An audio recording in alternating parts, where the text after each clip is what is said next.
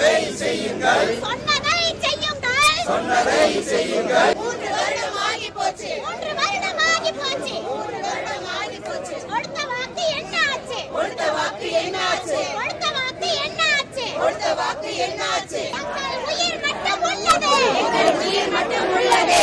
உயிரை கொடுத்தேனும், உயிரை கொடுத்தேனும், உயிரை கொடுத்தேனும், உயிரை கொடுத்தேனும், உயிரை காத்திடுவோம், எங்கள் உரிமை காத்திடுவோம், எங்கள் உரிமை காத்திடுவோம். உரிமையை மீட்போம், உரிமையை மீட்போம், உரிமையை மீட்போம், எங்கள் உரிமையை மீட்போம். அலக்கழித்து, அலக்கழித்து,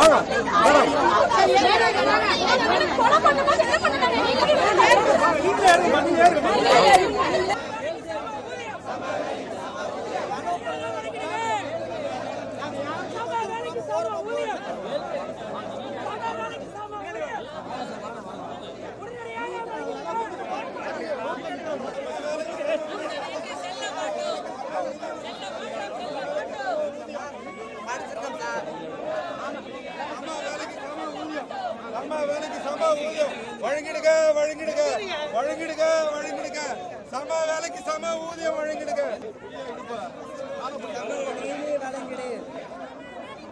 சம வேலைக்கு சம ஊதியம்,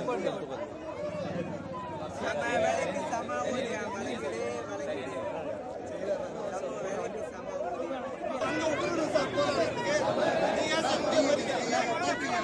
அதனால சார் நீங்க பஸ் வருகிறீங்க, போராட்டத்துல கோரிக்கை நிறைவேற்ற மாட்டீங்க. இது என்ன சார் இது இது என்ன இது என்ன மாதிரியான போக்கு சார் இது? நீதி காத்திடு வழங்கிடு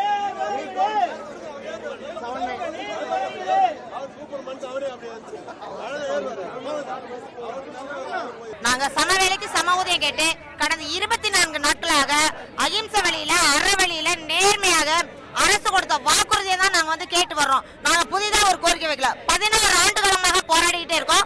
16 ஆண்டுகள் பலகட்ட போராட்டங்கள், பலகட்ட பேச்சுவார்த்தைகள், பலகட்ட சமாதானங்களை ஏத்துக்கிட்டு போயிட்டு வந்தோம். ஆனா இந்த முறை எந்த ஒரு சமாதானத்தையும் சமரசத்தையும் ஏத்துக்கிறதா இல்ல. கண்டிப்பா எங்களுக்கு சம வேலைக்கு சம ஊதியம் வாங்கியே தீர்வோங்கிறது உறுதியா இருக்கும். உயிரே போனாலும் எங்களோட உறுதியை விட்டு கொடுக்கறதா இல்ல. அதனால அரசு உரிய முறையில் எங்களை அழைத்து சுமூகமான பேச்சுவார்த்தை மூலம் மட்டுமே எங்களது போராட்டத்தை ஒடுக்க முடியும் என்பதை ஆணித்தரமா தெரிவிச்சுக்கிறோம். எங்க கோரிக்கை தவறாக இருந்தா ரிமாண்ட் பண்ணி ஜெயில போடணும். ஆனா இந்த மாதிரி மண்டபத்தில் அடிச்சு திறந்ததுன்னா இந்த போராட்டம் முடியவே முடியாது. எங்களோட போராட்டம் இருக்க இருக்க வீரியமா வலுவடைந்து கொண்டேதான் வரும். நாங்க கேட்டது ஈக்குவல் ஒர்க் ஈக்குவல் பே, ஆனா இவங்க சொன்னது நோ ஒர்க் நோ பே. நாங்க அதை கேட்டு இன்னும் 20,000 ஆசிரியர் பள்ளியை புறக்கணித்து மாநிலத்திலும் மாவட்டத்திலும் தொடர்ந்து நாங்க போராடி கொண்டே இருக்கிறோம். இந்த அரசு செவிசாய்த்து எங்களுக்கு புத்தாண்டும் இல்லை, பொங்கலும் இல்லை, தொடர்ந்து நாங்கள் போராடி கொண்டோம். இனி எந்த ஒரு நன்னாலும் இல்லை, எங்கள் சம ஊதியம் பெறும் நாள் மட்டுமே எங்களது சம ஊதிய நாளாக கொண்டாடுவோம் என்று சொல்லி அரசுக்கு தீன்மையாக வலியுறுத்துகிறோம். சம ஊதியம் பெற்றே தீர்வோம் என்றதை தெரிவித்தோம். இந்த மாதிரிதான் ஏராளமான வாக்குறுதி சொல்லிட்டே இருக்காங்க.